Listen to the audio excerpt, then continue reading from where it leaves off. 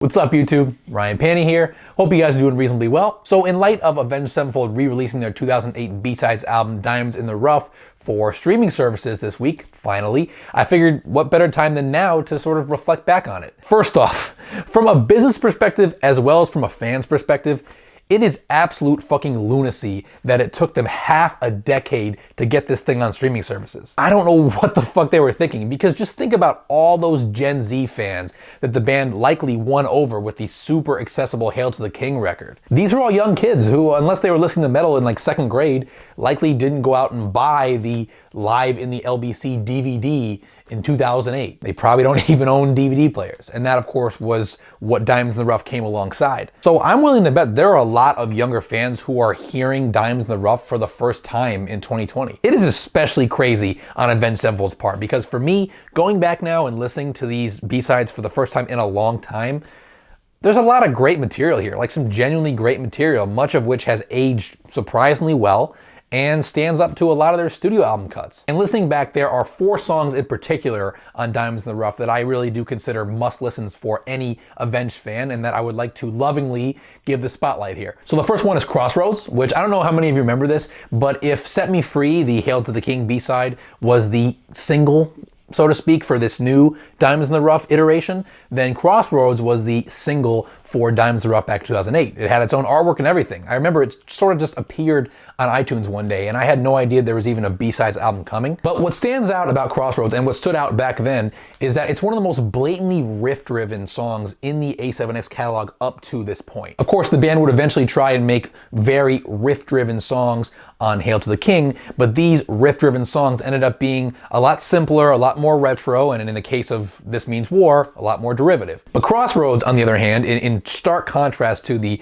lead guitar-driven theatrics of City of Evil, or the experimentation of the self-titled, or of course the much more derivative and simple riffing of Hail to the King, it's centered on this one just nasty riff that marries a sort of a vulgar display of power feel with these irresistible tremolo-picked natural harmonics, technically, which are not that dissimilar from the tail end of many a Machine Head riff. Also, what's notable here is just listen to how blistering the pace of the chorus is, but also how tuneful it is. It's a strange combination. And of course, the bridge here is absurdly melodic to a degree that Avenged Sevenfold fans would have been familiar with at this point. It kind of reminds me of the Burn It Down transition a little bit. Also a highlight here, if you listen closely enough, is that lead riff that Sinister Gates plays underneath the vocals. It's very catchy. This song maybe should have been on the self-titled album. This is probably the one song that we're going to cover that I would argue could have made a good 11th track on there, in contrast to the experimental and off-the-wall nature of the rest of the record. It's really the most down to brass tacks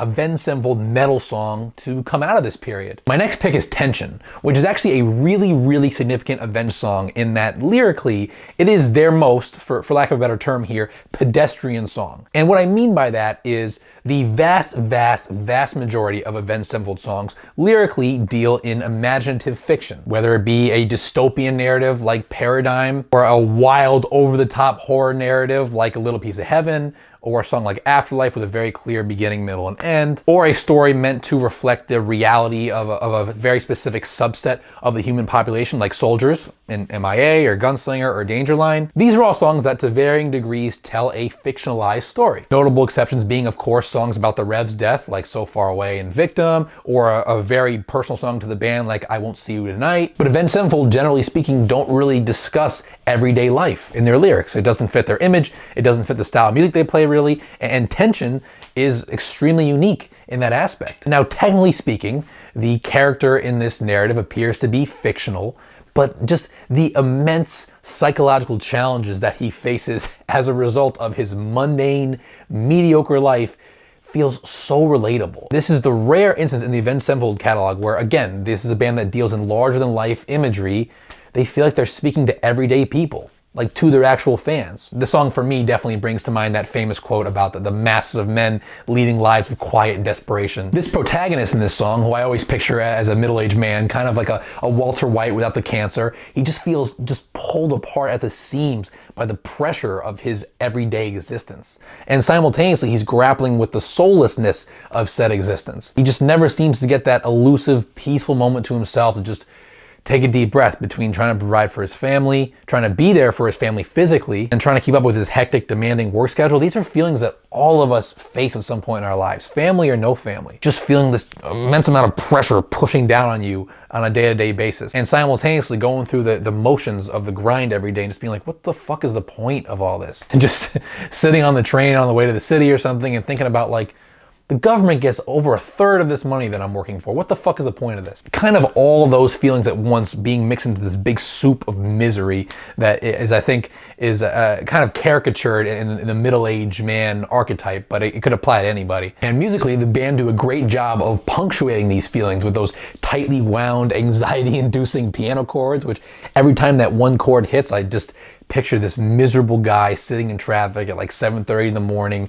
sun's beaming down, he's like shoveling a donut in his mouth for breakfast and just getting squeezed by life like we all do at some point. And this depiction of that by the band is a really unique moment in their catalog. Next, I'm going to shout out a more obvious pick, which is the opener of Diamonds in the Rough, Demons, which I find to be a way heavier track than most of the material that actually ended up on the self-titled album. Like there's that awesome double bass breakdown after the guitar solo. In general, the drums on this song are just pummeling in contrast to the more groove-oriented stuff on the self-titled record. There's also that tremolo-picked dual guitar solo, which is just the coolest. That clean guitar bridge towards the end of the track is very creative too, the way it's harmonized, and the Rev's tom groove underneath it gives it a slightly more exotic and off-balance feel than it would have had. I also gotta just throw heaps of praise on M. Shadow's vocal performance here. The way he's able to transition from that sort of snarling, creepy, menacing vibe to a completely clean melodic voice to more of sort of his signature raspiness. His range is on full display on this track,